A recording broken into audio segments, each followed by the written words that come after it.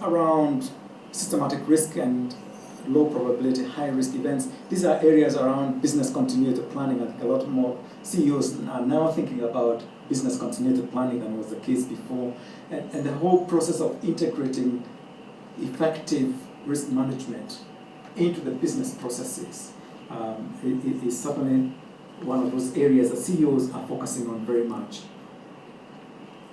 In the area of investments, looking at investments that they need to make to achieve even better cost efficiencies, more effective use of resources, and the use of technology. And maybe the government could come in and introduce regulation.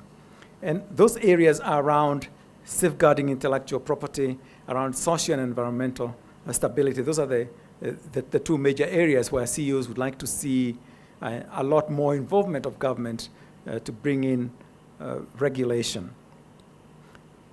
There are other areas where CEOs would like to see less regulation, areas around access to foreign investment, around workforce practices, including compensation, and innovation and competitiveness. Those are sort of three areas where CEOs are saying we want to see less regulation in those areas.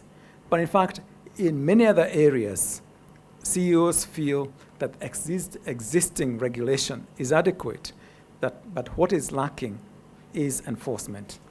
So they would like to see better enforcement around financial sector stability, around protecting interests of consumers and the public, and so on. One of the other things that we did do is to pose to CEOs certain assertions. We made certain statements, and we asked them to say A or nay. So the green on that chart, the greens down here are the A's, to say we agree with that statement, and the blues and the nays, which says we don't agree with that. So a lot of CEOs feel that the government is not doing enough in helping create a skilled workforce or even reducing the regulatory burden. The third bar is an interesting one. There's a large chunk of CEOs saying that the government is changing its tax rules and practices to raise more tax from businesses.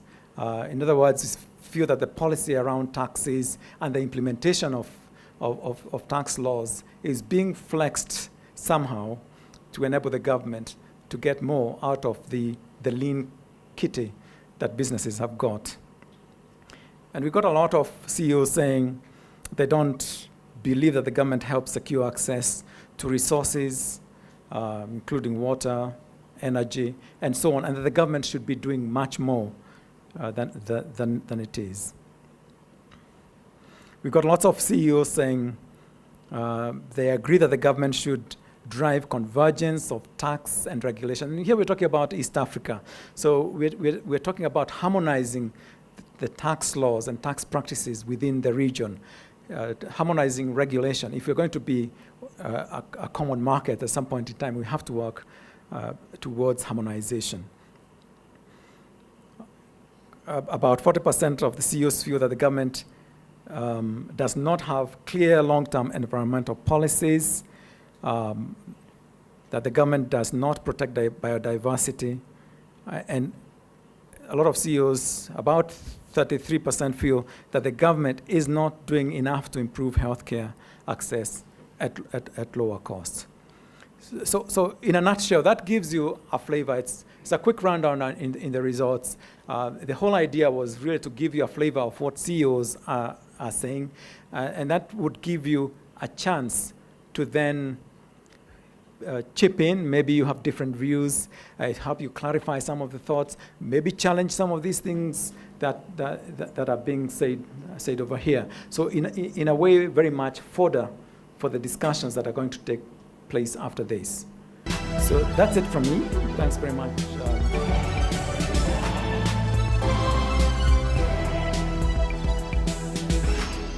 just wanted to say that I was kind of surprised, Charles, that issues around security or insecurity, issues around the sort of judiciary and the traditional things that we talk about justice delivery didn't feature unless they are captured under, still find those as real bottlenecks and going forward, how to deal with those in running business. But if they're captured under the theme of regulation, then that's fine. Could I ask you to say something about that and how that area is evolving, and probably yourself as well, if it's... Sure, thank you, Linus. I think, first of all, I'd like to say, to appreciate the theme, new normal, because it is a new normal. While we discuss all these things, there's a few things that have fundamentally changed in this last 12 months that we need to acknowledge.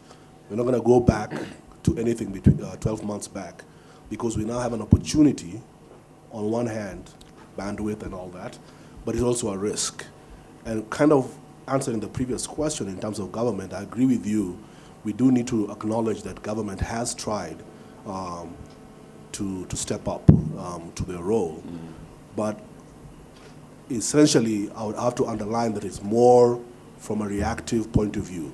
Even the things you're talking about, roads, fundamentally this is about maintenance or repairing something that was, it's more reactive.